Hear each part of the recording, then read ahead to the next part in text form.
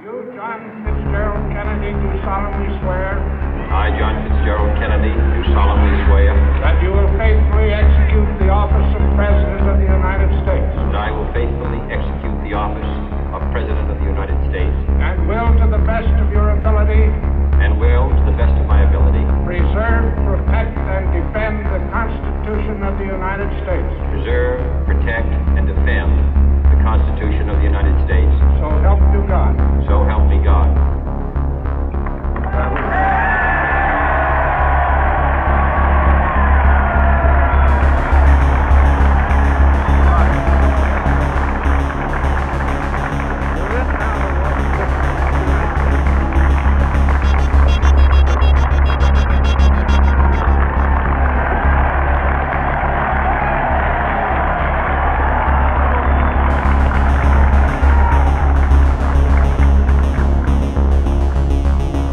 President Johnson, Mr. Speaker, Mr. Chief Justice, President Eisenhower, Vice President Nixon, President Truman, Reverend clergy, fellow citizens.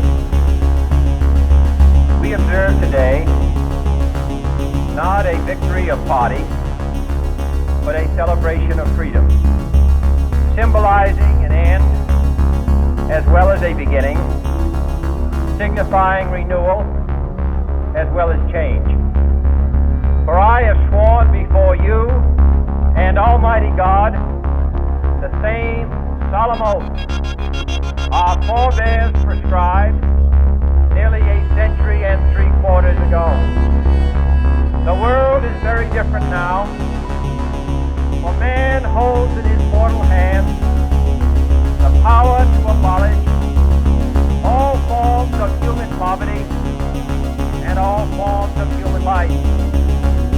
And yet the same revolutionary beliefs for which our forebears fought are still at issue around the globe.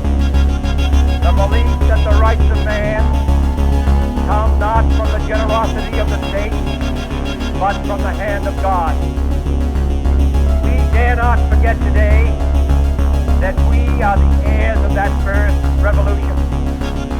Let the word go forth from this time and place to friend and foe alike that the torch has been passed to a new generation of Americans born in this century, tempered by war, disciplined by a hard and bitter peace, proud of our ancient heritage, and unwilling to witness or permit the slow undoing of those human rights to which this nation has always been committed and to which we are committed today at home and around the world.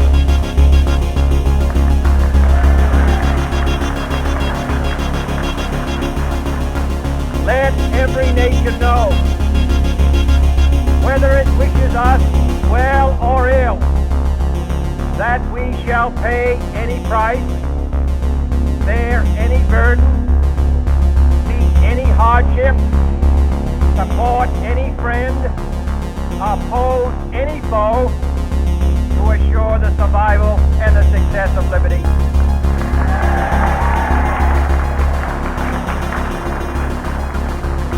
This much we pledge and more. To those old allies whose cultural and spiritual origins we share, we pledge the loyalty of faithful friends. United, there is little we cannot do in a host of cooperative ventures.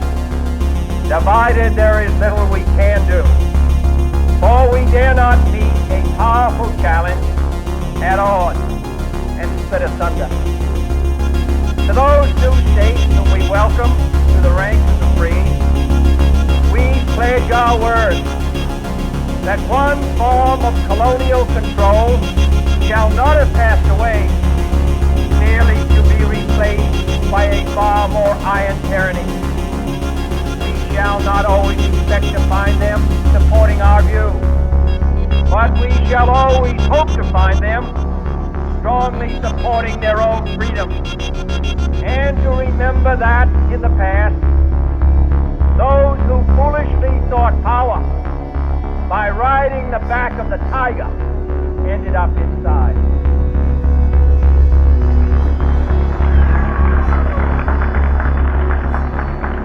To those people in the huts and villages of half the globe, struggling to break the bonds of mass misery, we pledge our best efforts to help them help themselves. For whatever period is required, not because the communists may be doing it, not because we seek their votes, but because it is right.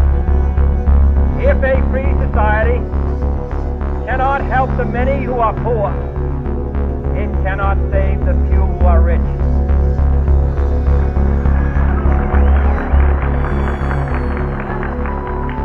To our sister republics south of our border, we offer a special pledge to convert our good words into good deeds, in a new alliance for progress, to assist free men and free government in casting off the chains of poverty.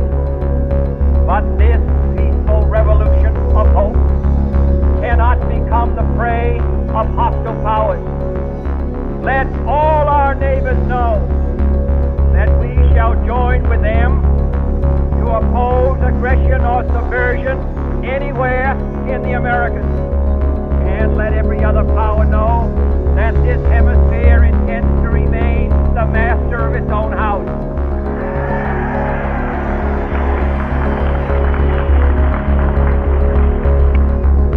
To that World Assembly of Sovereign States, the United Nations, our last best hope, in an age where the instruments of war have far outpaced the instruments of peace, we renew our pledge of support to prevent it from becoming merely a forum for invective, to strengthen its shield of the new and the weak, and to enlarge the area in which its grit may run. Finally, to those nations who would make themselves our adversary, we offer not a pledge, but a request that both sides begin anew the quest for peace. Before the dark powers of destruction, unleashed by science, engulf all humanity in planned or accidental self-destruction. We dare not tempt them with weakness, for only when our arms are sufficient beyond doubt can we be certain beyond doubt that they will never be employed. But neither can two great and powerful groups of nations take comfort from our present course, both sides overburdened by the cost of modern weapons, both rightly alarmed by the steady spread of the deadly atom, yet both racing to order that uncertain balance of terror that stays the hand of mankind's final war. So let us begin anew, remembering on both sides that civility is not a sign of weakness, and sincerity is always subject to proof. Let us never negotiate out of fear, but let us never fear to negotiate.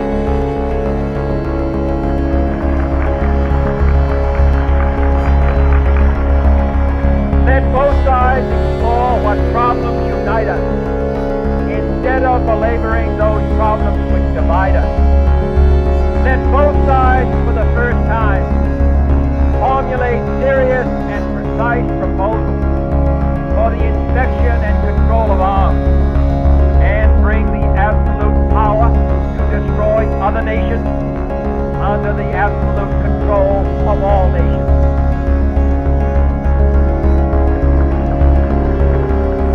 Let both sides seek to invoke the wonders of science instead of its terrors. Together let us explore the stars, conquer the desert, eradicate disease, tap the ocean depths, and encourage the arts and commerce. Let both sides unite to heed in all corners of the earth the command of Isaiah to undo the heavy burden and let the oppressed go free. And if a beachhead of cooperation may push back the jungle of suspicion, let both sides join in creating a new endeavor. Not a new balance of power, but a new world of law, where the strong are just, and the weak secure, and the peace preserved. All this will not be finished in the first 100 days, nor will it be finished in the first 1,000 days, nor in the life of this administration, nor even perhaps in our lifetime on this planet. But let us begin.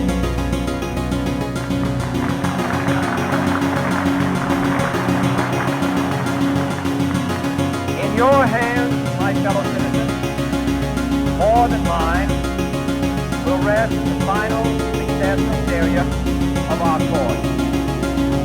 Since this country was founded, each generation of Americans has been summoned to give testimony to its national loyalty.